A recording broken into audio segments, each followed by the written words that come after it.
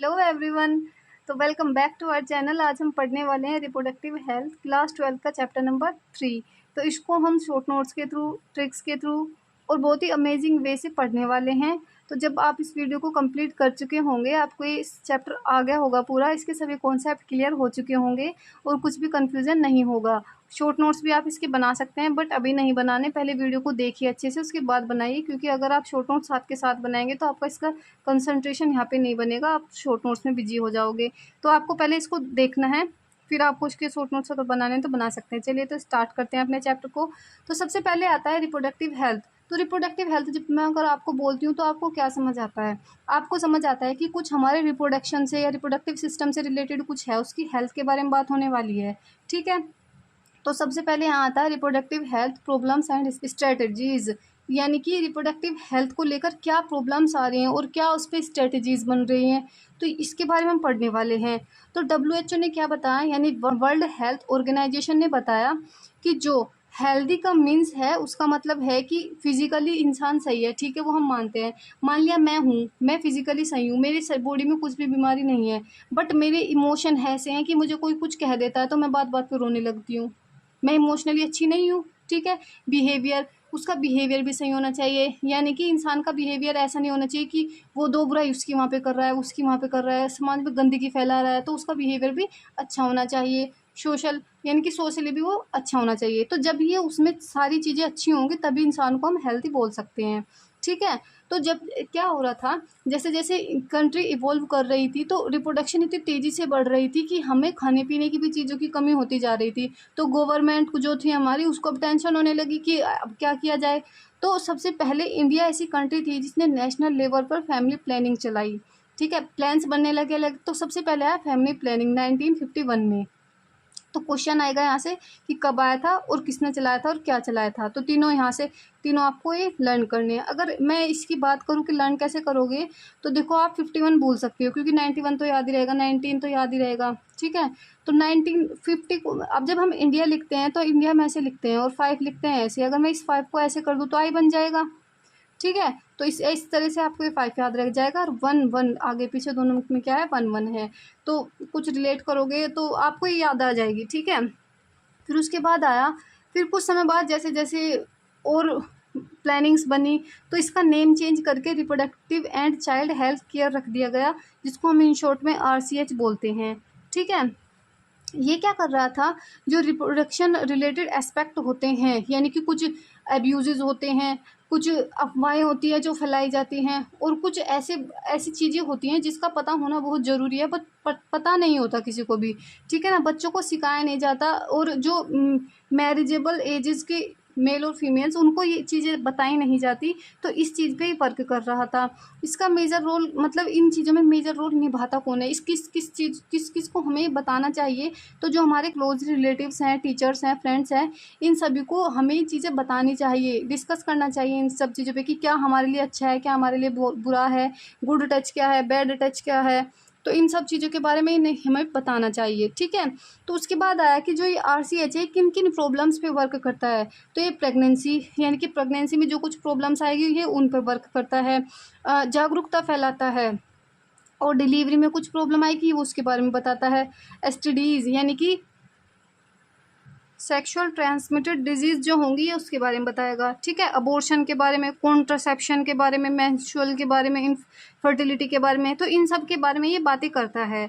ठीक है, तो ठीक है, यहाँ पे तो हो गया कि गवर्नमेंट भी अलग अलग प्लान्स लेके आ रही थी, और जो एजेंसीज होती हैं ना, नॉन गवर्नमेंट, वो भी अलग अलग प्लान लेके आ रही थी। सबका मकसद यही था कि किसी भी तरह एक तो मतलब अवेयरनेस आए, तो जो जनसंख्या इतनी बढ़ रही है, जनसंख्या किसी भी तरह लिमिट में रहे। ठीक है, इतनी तेज़ी से ना बढ़े, सबका मकसद ये था। एक होता है अमोनियोसेंटेसिस। इसमें क्या होता है कि अगर किसी बच्चे में कुछ डिजीज़ है, ठीक है, कुछ होगी जेनेटिक डिजीज़, तो उसको चेक किया जाता था, मतलब इससे फ्लूइड निकाला जाता था। जो वो होता है ना, मम्मी का मतलब जो पेट होता है, उसके पेट में से सराउंड में जो फ्लूइड होता है ना बच्चे के, फिटस के, उससे वो इंजेक्शन के थ्रू निकाला जाता था, और इंजेक्शन के थ्रू निकाल के उसको चेक किया जाता था कि कुछ उसके क्रोमोसोम में गलती तो नहीं है। बट इसका भी मिसयूज़ करने लगे, जब इसके क्रोमोसोम, अब अगर हमें क्रोमोसोम पता लग जा रहे तो हमें क्रोमोसोम से ये भी पता लग जाएगा कि लड़की है लड़का है, तो इसका यूज़ भी हम उसके सेक्स डिटर्मिनेशन में करने लगे तो क्या किया गवर्नमेंट ने, फिर इसको भी बैन कर दिया कि इसको भी हम नहीं कर सकते। ठीक है, फिर आती है सहेली। सहेली के बारे में दिया हुआ है, तो सहेली क्या है, कॉन्ट्रासेप्टिव ओरल पिल है, यानी कि जब हमें प्रेगनेंसी नहीं चाहिए होती है तो इसको हम खाते हैं, ओरल है यानी कि खाने के लिए है। और ये क्या है, by central drugs research institute CDRI के द्वारा ये बनाई गई थी। नॉन स्टेरॉयडल है, स्टेरॉयडल नॉन स्टेरॉयड मतलब ये हॉर्मोन्स हैं इसके, तो ये नॉन स्टेरॉयडल है और वंस इन अ वीक यानी कि हफ्ते में एक बार ही ली जाती है। ठीक है, तो अब उसके बाद क्या आता है, इसके बाद आता है population explosion and birth control. तो अब हमारा मकसद यही था कि हम एक तो इस पॉपुलेशन को किसी भी तरह कंट्रोल कर सकें और जितने भी ये बर्थ हो रहे हैं ना इतनी फास्टली इनको कंट्रोल कर सकें, हमारा मकसद यही था। तो देखो हमारे पास कुछ डेटा आए, तो ये डेटा किस हिसाब से आए इसको हम देखेंगे कि लगभग 2 मिलियन पॉपुलेशन थी हमारी 1900 में, 1900 में 2 मिलियन पॉपुलेशन थी हमारी। ठीक है, पूरे वर्ल्ड की। अब 1900 से 100 साल के बाद जब 2000 आया तो 100 साल के बाद ये 6 बिलियन हो गई, तो 3 गुना हो गई। फिर 2011 में यहाँ से यहाँ तक आने में तो लगी इसको कितनी 100 साल, और यहाँ से यहाँ तक आने में लगी इसको भी सिर्फ 11 साल, और जनसंख्या बढ़ के हो गई 7.2 बिलियन। ठीक है, इनसे क्वेश्चन नहीं आता है बट आपको डेटा याद रखना है, कभी कभी पूछ लेगा। वैसे तो नीट वाले तो नहीं पूछेंगे बट ये कोचिंग वाले अपने कोचिंग में पूछते हैं, तो आप इनको याद रख सकते हैं। ठीक है, तो इंडिया में क्या था इसका हाल, इंडिया में हाल ये था कि 350 बिलियन था जब हम इंडिपेंडेंट हुए थे। ठीक है, फिर ये बढ़कर जब 2000 आया 1 बिलियन हो गया, फिर ये 2011 में जनगणना हुई तो उसमें 1.2 बिलियन हो गया। ठीक है, तो अब हमें पता लगाना है कि क्यों बढ़ रही है ये इतनी जल्द। तो इसका मेन वजह ये है कि जो मैटरनल मोर्टेलिटी रेट है यानी कि मदर की मृत्यु दर, पहले क्या होता था डॉक्टर्स नहीं मिलते थे तो मम्मी मर जाती थी, मतलब डिलीवरी के टाइम या फिर कुछ बीमारी होने की वजह से मम्मी मर जाती थी जब उसमें बच्चा होता था। ठीक है, फिर इन्फेंट मोर्टेलिटी रेट यानी कि बच्चा भी कभी कभी उसकी भी डेथ हो जाती थी, कुछ अच्छे से ना डिलीवरी होने की वजह से या फिर कुछ बीमारी होने की वजह से, तो ये दोनों का स्तर डॉक्टर होने की वजह से घट गया, तो इससे भी हमारी पॉपुलेशन पे अच्छा इफेक्ट पड़ा है, उससे भी इंक्रीज़ हुई है हमारी पॉपुलेशन। जो 2011 की हमारी कैंसस हुई थी उसमें क्या बताया कि प्रत्येक 1000 इंसान पर 20 इंसान प्रति साल बढ़ते जा रहे हैं, उन्होंने ये हमें बताया। ठीक है, अब इससे छुटकारा कैसे पाया जाए, ओवरकम कैसे किया जाए इससे, तो ओवरकम के लिए हमें कॉन्ट्रासेप्टिव को यूज़ करना चाहिए। ठीक है, यूज़ स्लोगन जो हमारी इंडिया यूज़ करती हैं, हम दो हमारे दो, बस केवल वो पढ़ना नहीं है, उसको अप्लाई भी करना है अपने जीवन में। ठीक है, और जो मैरिजेबल एज होती है वो लड़कों के लिए 21 होगी और गर्ल्स के लिए वो 18 होगी। ठीक है, तो फिर आइडियल कॉन्ट्रासेप्टिव होती क्या है, मैंने कहा ना कि यूज़ करें कॉन्ट्रासेप्टिव को, यानी कि गोली को या फिर कॉन्डोम को, इन सभी को यूज़ करें। ठीक है, तो इसके लिए आइडियल वो होगी जो यूज़ फ्रेंडली हो, यानी कि अच्छे से हम उसको यूज़ कर पाएँ, कुछ कठिनाई ना हो हमें उसको यूज़ करने में, ईजिली अवेलेबल हो, ऐसा ना हो कि हमें उसको लेने के लिए इतनी दूर जाना पड़ रहा है, हमारे आसपास में ईजिली अवेलेबल हो, इफ़ेक्टिव हो, यानी कि अपना इफेक्ट दिखाए, ऐसा नहीं हम ले भी रहे हैं और उसको कुछ फ़र्क भी नहीं पड़ रहा। ठीक है, रीयूजेबल हो, ऐसा हो कि उसको हम कई बार यूज़ कर सकें, फिर लेसर या फिर साइड इफ़ेक्ट ज़रा भी ना हो, ऐसी वो जो जिसमें ये सब क्वालिटी होगी उसको हम बोलते हैं आइडियल कॉन्ट्रासेप्टिव। ठीक है, अब होता क्या है, कॉन्ट्रासेप्टिव के कुछ मेथड होते हैं, ये मेथड कौन कौन से होते हैं, या तो हम नेचुरल मेथड यूज़ करें, या हम बैरियर मेथड यूज़ करें, या फिर हम आईयूडीज़, ओरल कॉन्ट्रासेप्टिव, इंजेक्टेबल, इम्प्लांट और सर्जरिकल मेथड, ये इतने सारे मेथड्स होते हैं जिनको हम यूज़ कर सकते हैं अपनी कॉन्ट्रासेप्टिव मेथड्स में। ठीक है, अब उसके बाद आता है, सबसे पहले हम पढ़ेंगे नेचुरल मेथड। नेचुरल मेथड में भी कुछ पार्ट्स होते हैं, जैसे कि इसमें सबसे पहले आता है पीरियोडिक एब्सेंस। पीरियोडिक एब्सेंस में क्या होता है, मेंस्ट्रुअल साइकिल होता है, उसमें जो 10 से 17 डेज़ का जो पीरियड होता है ना, उसमें बहुत ही हाई चांसेस होते हैं कि प्रेगनेंसी हो जाती है, क्योंकि उसमें उस टाइम पे 14th डे पर ओव्यूलेशन होना होता है। ठीक है, तो इस जो ये पीरियड है ना 10 से 17 का, तो ये हमें अवॉइड करना चाहिए, जिससे कि जो ओवम और स्पर्म है उनका फर्टिलाइजेशन ना हो सके। ठीक है, तो ये हो गया हमारा पीरियोडिक एब्सेंस। उसके बाद नेचुरल मेथड का ही दूसरा पार्ट आता है, ये पीरियोडिक एब्सेंस तो पढ़ लिया हमने। फिर दूसरा आता है विड्रोल और क्वाइटस इंटरेक्टस। फिर इसके बाद ये मेथड आता है। इसमें क्या होता है, इजैकुलेशन होने वाला है तो पेनिस को विड्रोल कर लेते हैं, तो इसको हम बोलते हैं विड्रोल मेथड, क्योंकि अगर स्पर्म अंदर नहीं जाएंगे तो उससे प्रेगनेंसी का चांसेस जो है कम हो जाएंगे। ठीक है। फिर उसके बाद आता है लैक्टेशनल एमेनेरिया। तो लैक्टेशनल एमेनेरिया में क्या होता है कि जब कोई औरत प्रेग्नेंट होती है तो उसके लगभग 6 मंथ तक उसे मेंस्ट्रुअल साइकिल नहीं होता उसमें। ठीक है। अगर मेंस्ट्रुअल साइकिल नहीं हो रहा तो उसमें ओव्यूलेशन नहीं हो रहा, ओव्यूलेशन नहीं हो रहा तो एग नहीं निकल रहा, एग नहीं निकल रहा तो एग स्पर्म से नहीं मिलेगा, स्पर्म से नहीं मिलेगा तो फर्टिलाइजेशन के चांसेस कम होंगे। ठीक है। तो ये नेचुरल मेथड है, इसका कोई साइड इफेक्ट नहीं है, बट फेलियर के चांसेस सबसे ज़्यादा है। ठीक है। फिर उसके बाद आता है बैरियर मेथड। बैरियर मेथड में हम कॉन्डम्स का यूज़ करते हैं। निरोधा मेल के लिए कॉन्डम्स है और फीमेल्स के लिए डायाफ्राम्स और सर्विकल कैप्स, वेटल्स, ये फीमेल्स के लिए यूज़ होता है। ठीक है। ये क्या करता है, ब्लॉक कर देता है एंट्री को, जो स्पर्म की एंट्री होती है उसको ब्लॉक कर देता है सर्विक्स में जाने के लिए। फिर उसके बाद थर्ड नंबर पे आता है आईयूडीज़। आईयूडीज़ क्या होती है, यानी कि इंट्रा यूटेराइन डिवाइस, यानी कि जो हमारी यूटेरस में डिवाइस रखी जाएगी ना, उसको बोलते हैं हम आईयूडीज़। तो ये भी कई टाइप की होती है। एक तो हो गया नॉन मेडिकेटेड, जिसको हम जिसका एग्जांपल है लिपलोप। तो अगर क्वेश्चन यहाँ से आ रहा है तो 80% चांसेस होते हैं कि यहाँ से ही क्वेश्चन आए। एक तो यहाँ से और एक लास्ट वाला पार्ट है इनफर्टिलिटी का, एक वहाँ से। ये 2 पार्ट इस चैप्टर के बहुत इंपॉर्टेंट है, तो ये आपको बहुत अच्छे से समझने हैं। ठीक है। तो एक तो हो गया नॉन मेडिकेटेड, जिसका एग्जाम्पल है लिपफ्लोप्स।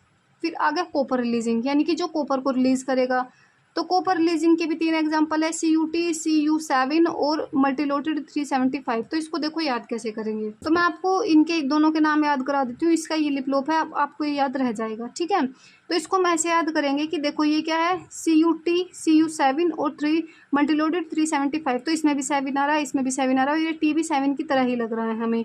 ठीक है। तो जिसमें भी 7 या 7 की तरह T आएगा ना, वो क्या है, कॉपर रिलीजिंग है। ये क्या करता है, सप्रेस करता है स्पर्म की मोटिलिटी को, यानी कि जो बहुत तेजी से स्पर्म भागता है ना, उस भागने को रोक देता है ये। ठीक है। फिर आया हार्मोन रिलीजिंग। अब हार्मोन रिलीजिंग ये है कि जो हार्मोन को रिलीज करता होगा, क्योंकि प्रोजेस्टेरोन और एस्ट्रोजन बहुत इंपॉर्टेंट रोल निभाते हैं हमारी प्रेगनेंसी में। इसकी भी 2 एग्जांपल है, एक तो हो गया प्रोस्टर्स हो गया, एक हो गया LNG-20। तो ये इसके 2 एग्जांपल है। इसको कैसे याद रखेंगे, तो देखो प्रोजेस्टेरोन से तो आपको प्रोस्टर से याद हो जाएगा, और LNG-20 तो वो होते हैं ना LH, सुना, मतलब LHFSH तो सुना होगा ना।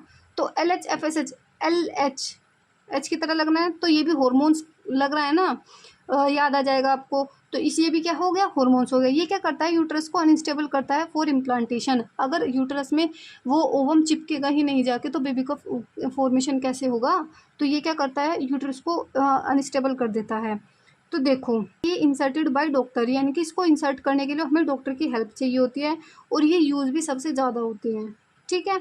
तो उसके बाद 4th नंबर पे आता है ओरल कॉन्ट्रासेप्टिव्स। तो ओरल कॉन्ट्रासेप्टिव्स क्या होते हैं, यानी कि टैबलेट्स होती है जिसको हम पिल्स बोलते हैं। ठीक है। इसकी स्मॉल डोज दी जाती है। स्मॉल डोज होती किस चीज़ की, इसमें या तो प्रोजेस्टेरोन की होगी या प्रोजेस्टेरोन एस्ट्रोजन की होगी, दोनों का मतलब मिक्सचर होगा, या फिर उसकी होगी। ये डेली ली जाती है 21 दिनों तक, और अब्सेंस होती है केवल 5 दिन, जिस दिन जब हमारा मेंस्ट्रुअल साइकिल चल रहा होता। तो पहले तो ये मतलब खाली होती थी, अगर टैबलेट का कोई पत्ता है तो उसमें 21 दिन की तो होती थी, और 5 दिन की उसमें एब्सेंस दे देते थे।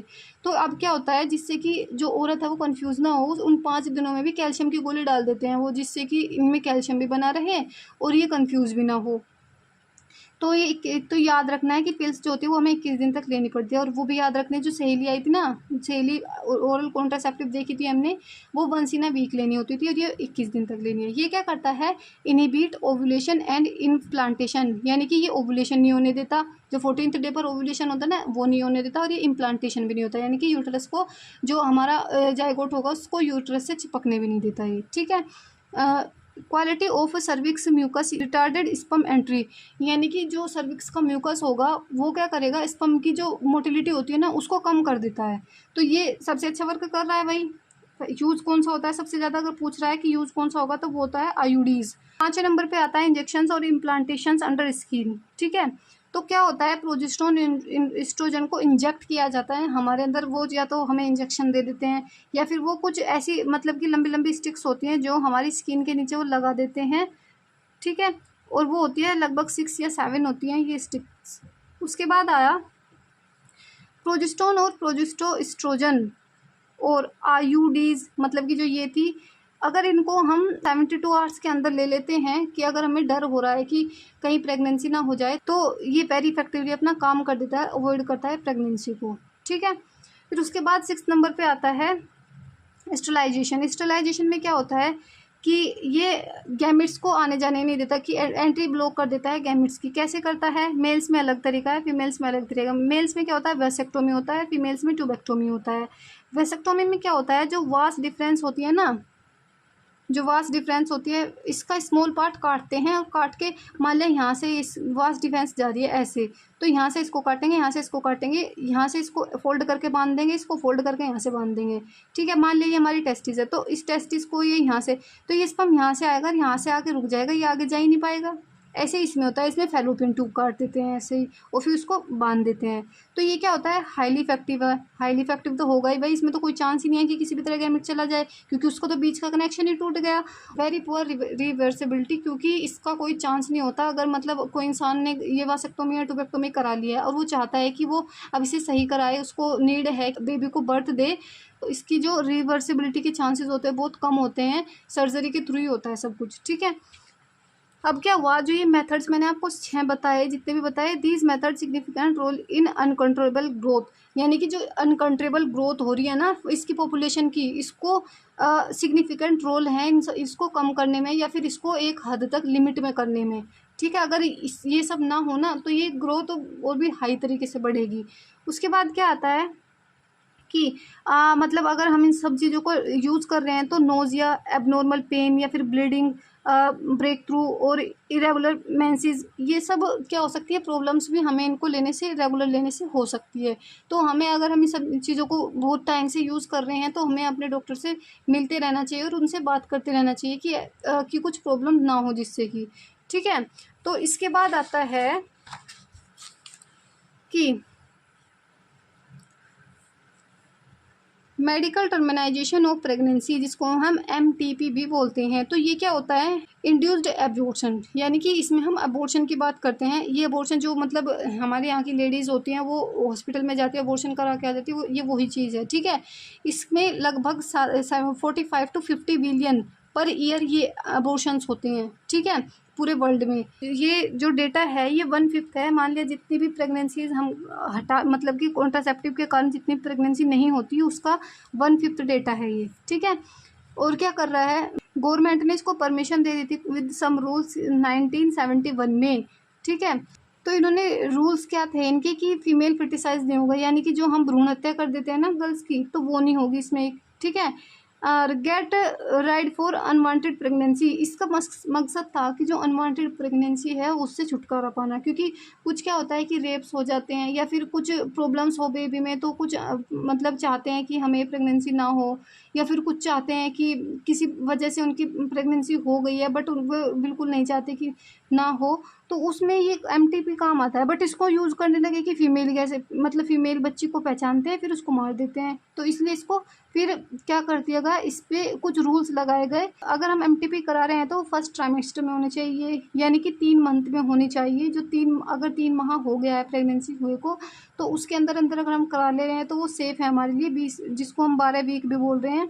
और अगर सेकंड ट्राइमेस्टर में करा रहे हैं, फिर उससे ज़्यादा में करा रहे हैं, तो वो अनसेफ है। करा लेते हैं बट वो अनसेफ होती है। ठीक है, उसके बाद आता है सेक्सुअल ट्रांसमिटेड डिजीज़, इसको हम वेरिनल डिजीज़ भी बोलते हैं, VD इन शॉर्ट। ठीक है, और इसको हम रिप्रोडक्टिव ट्रैक इन्फेक्शन भी बोलते हैं, RTI भी बोलते हैं। इस चैप्टर में ना ये जो शॉर्ट फॉर्म्स हैं और फुल फॉर्म्स हैं ना, ये बहुत ही अच्छे से आपको कर लेनी है, क्योंकि क्वेश्चंस में इन शॉर्ट फॉर्म से और फुल फॉर्म से बहुत कंफ्यूज करता है ये। ठीक है, तो कुछ डिजीज़ दी हुई हैं, जैसे कि गोनेरिया हो गया, सिफेलिस हो गया, और जेनेटल हर्पिस हो गया, क्लेमाइडियासिस हो गया, journal worms, trichomoniasis, hepatitis B, HIV।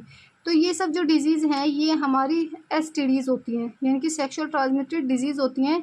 इसमें से जो हेपेटाइटिस B, HIV है, ये जो मतलब अगर हमें कोई इंसान जिसको HIV या हेपेटाइटिस B था, उसकी नीडल अगर हमें लगा दी जा रही है, या फिर कुछ इंस्ट्रूमेंट है, सर्जिकल इंस्ट्रूमेंट, तो पहले उसको यूज़ किया, अब हमें यूज़ कर दे रहे हैं ये, तो उससे भी ये फैल जाती हैं। ठीक है, अब HIV, जेनेटल हर्पिस और ये हेपेटाइटिस B जो होते हैं ना, ये क्योर नहीं हो पाती कम्प्लीटली, और जितनी भी इसमें डिजीज़ है ना इनको छोड़कर वो क्योर हो जाती है, अगर टाइम से पता लग रहा है तो क्योर हो जाती है, बट ये नहीं हो पाती। ठीक है, अब इनका चांसेस कितनी एज में रहता है सबसे हाई होने का, तो 15 से जो 24 की एज होती है इसमें सबसे ज़्यादा चांसेस होते हैं कि एसटीडीज़ होने के। ठीक है, इनका प्रिवेंशन कैसे करें? एक तो सेक्स को अवॉइड करें अननोन पर्सन के साथ, अगर आप सेक्स कर भी रहे हैं तो कॉन्डम का यूज़ करें। ठीक है, और मल्टीपल पार्टनर्स के साथ सेक्स ना करें। ठीक है, इन केस ऑफ डाउट, अगर आपको कुछ डाउट हो रहा है कि आपको कुछ प्रॉब्लम है चाहिए वगैरह की, तो आप तुरंत डॉक्टर के पास जाएं, और क्वालिफाइड डॉक्टर होना चाहिए, ऐसा नहीं कि किसी के पास आप जा रहे हैं। ठीक है, जिसको कुछ पता भी नहीं है ऐसे के पास नहीं जाना, अच्छे डॉक्टर के पास आपको जाना है। अब इसके बाद इस चैप्टर का लास्ट टॉपिक आता है इनफर्टिलिटी, जो कि सबसे इम्पोर्टेंट टॉपिक है। ठीक है, इनफर्टिलिटी क्या होती है? मान लिया अगर किसी की शादी हुई है और शादी के होने के बाद कई वर्षों तक भी उन्हें बच्चा नहीं हो रहा है, तो उसको हम बोलते हैं infertility, not able to produce children. ठीक है, अब इसमें क्या होगा, फिर जब बच्चा नहीं हो रहा तो उसमें हम साइंटिफिक मेथड्स यूज़ करते हैं, इसको बोलते हैं एसोसिएटेड रिप्रोडक्टिव टेक्निक्स, आर्ट। ठीक है, अब इसके दो मेथड होते हैं, एक तो हो गया विट्रियो में, एक हो गया वीवो में। विट्रियो का मतलब क्या होता है कि हम लैब में ग्रो करा रहे हैं, एक हो गया वीवो में यानी कि हम बॉडी में ग्रो करा रहे हैं। ग्रो क्या करा रहे हैं? एम्ब्रियो, यानी कि एम्ब्रियो तक हम इन्हें बना लिया, अब इनको एम्ब्रियो तक बना लिया हमने। ठीक है, अब यहाँ से इनके पास दो मेथड आ जाते हैं, या तो ये टेस्ट ट्यूब बेबी में इसको डाल दें, या फिर इसको इंट्रा साइटोप्लाज्मिक स्पर्म इंजेक्शन, या फिर इसको ICSI में कर दे, यानी कि इंट्रा साइटोप्लाज्मिक स्पर्म इंजेक्शन, या फिर इसको इसमें कर दे। ठीक है, अब टेस्ट ट्यूब में क्या होगा? जाइगोट इंट्रा फैलोपियन ट्यूब, यानी कि मान लिया जाइगोट बन गया। ठीक है, अब उस जाइगोट को अपने मतलब डॉक्टर जो होते हैं वो इंस्ट्रूमेंट लेते हैं अपने, और इंस्ट्रूमेंट्स के थ्रू फैलोपियन ट्यूब में छोड़ देते हैं। ठीक है, इसको भी हम टेस्ट ट्यूब में भी बोलते हैं, या फिर IUT का मतलब होता है इंट्रा यूटराइन ट्रांसफर, यानी कि एम्ब्रियो बनाया है उसको यूटरस में छोड़ देते हैं, वो वहाँ के वहीं इम्प्लांट हो जाता है और वहाँ से उसका बच्चा ग्रो करने लगता है, इसको भी हम टेस्ट ट्यूब बेबी में ही मानते हैं। ठीक है, अब आया हमारा इंट्रा साइटोप्लाज्मिक स्पर्म इंजेक्शन, यानी कि अब इसमें क्या करेंगे, मान लिया ये हमारा एग था, अब इस एग को स्पर्म के थ्रू फर्टिलाइजेशन करना था। ठीक है, बट ये एबल ही नहीं है कि ये फर्टिलाइज कर सके, क्योंकि 60% क्या होता है नॉर्मल होता है, बट 40% विग्रस मोटिलिटी के होते हैं। बट अगर इसमें है ही नहीं विग्रस मोटिलिटी, तो ये इसको मतलब इसके अंदर नहीं जा पाएगा, तो इसको हम क्या करते हैं, इंजेक्शन के थ्रू इसके अंदर देते हैं, इंजेक्शन के थ्रू इसके अंदर कर देते हैं, जिससे कि इनका फर्टिलाइजेशन हो जाता है, और फिर बस वही प्रोसेस चलने लगती है फर्टिलाइजेशन की। तो ये तो हो गया हमारी लैब की प्रोसेस। अब क्या होगा कि बॉडी में हम कैसे करा सकते हैं, या तो हम फीमेल का गैमेट ट्रांसफ़र करें, या फिर हम मेल का गैमेट ट्रांसफ़र करें। अब फीमेल का गैमेट ट्रांसफ़र कैसे करेंगे, तो उसको हम बोलते हैं gift, gamete intra fallopian tube, यानी कि हम इसको मान लिया कोई लेडी है, उसका हेल्दी ओवम है। ठीक है, तो उसका ओवम लेंगे और उसको फैलोपियन ट्यूब में छोड़ देंगे। ठीक है, तो इसको बोलते हैं intra gamete intra fallopian tube. ठीक है, अब हो सकता है मेल गैमेट ट्रांसफर हो रहा हो, इसके दो मेथड होते हैं, एक तो हो गया AI, एक हो गया IUI। AI क्या हो गया, मतलब स्पर्म ट्रांसफर इन वजाइना, तो इसको हम बोलते हैं AI।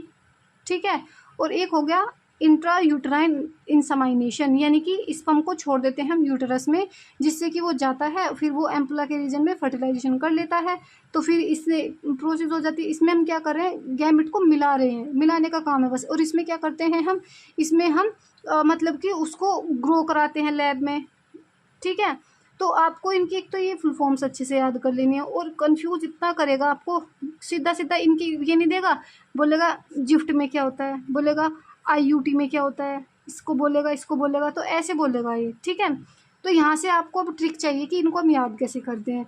तो आपको सबसे पहले तो याद रखना कि इसकी अगर हम कि कोई मतलब इनफर्टाइल है, उसको बच्चे नहीं हो रहे, तो अब हम क्या करेंगे, अपनी आर्ट का यूज़ करेंगे। ठीक है, तो अगर हमें वो आर्ट दे रहा है, तो आर्ट आपको समझ में आना चाहिए कि इनफर्टिलिटी से रिलेटेड है, और इसमें दो मेथड पढ़ते हैं हम, एक तो हम विट्रियो, एक हम वीवो, ये दो मेथड पढ़ते हैं। ठीक है, फिर उसके बाद वो इनके नाम देगा कि जो जिफ्ट है या फिर IUT है, ये किस मेथड के थ्रू होते हैं, तो ये आते हैं हमारे टेस्ट ट्यूब में।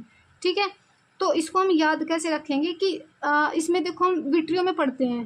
ठीक है, यानी कि विट्रियो में, यानी कि लैब वाले मेथड पढ़ते हैं हम इसमें, तो लैब में हमें पता है कि या तो वो जाइगोट बनेगा या फिर वो एम्ब्रियो बनेगा। एम्ब्रियो या जाइगोट को उसमें रखेगा, वो जहाँ भी कहीं रखेगा एम्ब्रियो या जाइगोट को रखेगा। तो देखो यहाँ पे क्या रहा है, जाइगोट, तो इसमें जिफ्ट में जाइगोट आ गया, तो इसमें पता लग गया कि टेस्ट ट्यूब की बात होगी इसमें। तो ये किसका हो गया, विट्रियो का होगा। अब देखो इसमें क्या आ रहा है, इंट्रा यूट्राइन ट्रांसफर, यानी कि ये क्या कर रहा है, कुछ ट्रांसफर कर रहा है यूट्राइन में, ठीक है। उसमें भी है बट उसमें ऐसा नहीं है, उसमें स्पर्म का नाम आता है, ठीक है। तो उसमें आप पहचान जाओगे। आप इसमें याद रखो कि इंट्रा यूट्राइन ट्रांसफर यानी कि गैमेट को, मतलब जो हमारा एम्ब्रियो या जाइगोट है उसको यूट्रस में ट्रांसफर कर रहे हैं, तो आपको ये ऐसे याद हो जाएगा। फिर उसके बाद आया इंट्रासाइटोप्लाज्मिक स्पर्म इंजेक्शन। तो स्पर्म इंजेक्शन ये भी क्या होगा, लैब का मेथड है, तो इसको भी हम ऐसे याद कर लेंगे कि वीवो का है, लैब का है, ठीक है। फिर आया गैमेट ट्रांसफ़र। गैमेट ट्रांसफ़र में अगर मैं फीमेल की बात करती हूँ तो इसमें ये पूछते हैं कि ये किसका है, तो GIFT, तो फेलोपियन ट्यूब, इसमें F आ रहा है ना, यानी कि फेलोपियन ट्यूब की बात होती है। तो फेलोपियन ट्यूब किस में मिलती है, फीमेल्स में मिलती है, तो आपको ये ऐसे याद रह जाएगा। फिर आया गैमेट ट्रांसफ़र इन, मतलब मेल गैमेट ट्रांसफ़र, तो इसमें AI का मतलब क्या हो गया, मतलब कि स्पर्म ट्रांसफर इन वजाइना। AI का मतलब ये हो गया, ठीक है। आर्टिफिशियल इंसेमिनेशन बोलते हैं हम इसको। IUI, intra uterine insemination. तो जहाँ पे भी इंसेमिनेशन आएगा ना, वो आपको याद रखना है कि मेल की बात हो रही है, ठीक है। तो यहाँ पे हमारा ये चैप्टर ख़त्म हो गया है। इस चैप्टर में ना ज़्यादातर चीज़ें जो, एक तो ये आपको इनफर्टिलिटी वाला याद रखना है, और एक आपको वो जो है ना आईयूडीज़ वाला वो सेक्शन, आपको ये 2 सेक्शन आपको याद रखने हैं, और सारे इसमें कॉमन सेंस की बात है, तो आपको अपना कॉमन सेंस लगाना है इसमें, ठीक है ना।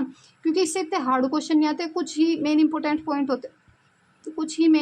पॉइंट होते हैं जिससे रेगुलरली आते जाते हैं। और मेरी PYQ सीरीज़ है, आप उसको अगर ज्वाइन कर रहे हैं तो मैं उसमें भी लगभग 15 साल की PYQ हर चैप्टर की करा रही हूँ, तो आप उसमें भी जाके इसकी PYQ कर सकते हैं, आपका चैप्टर रेडी हो जाएगा, ठीक है। एक बार इसको पढ़ के ना आप NCERT की रीडिंग अगर लगा ले रहे हैं तो बहुत ही मस्त रहेगा, ठीक है।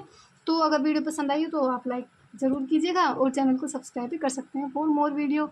तो बाय बाय, टेक केयर।